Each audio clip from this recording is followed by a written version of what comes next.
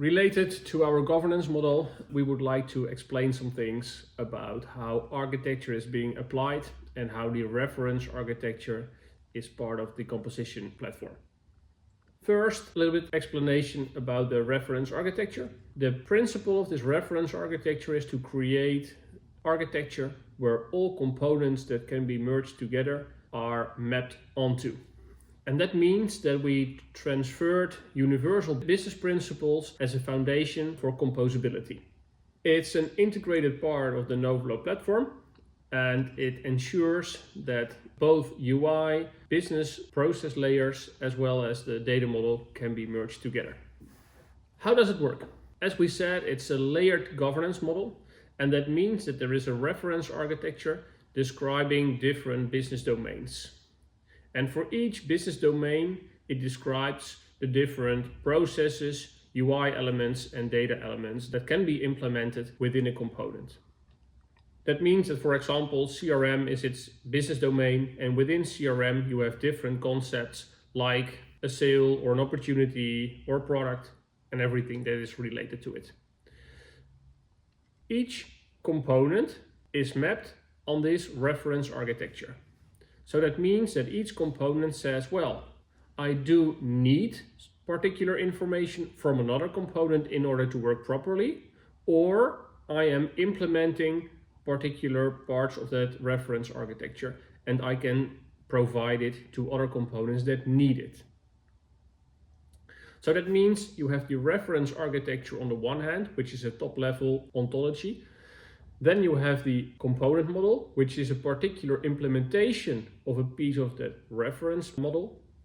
Then you have the application model, which is actually the third layer, where the components are merged together and where we are combining the components in an application.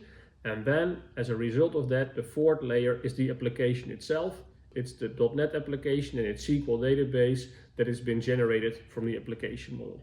To make it more explicit, we explain a little bit further about how a particular component from electronic invoicing is mapped on a reference architecture.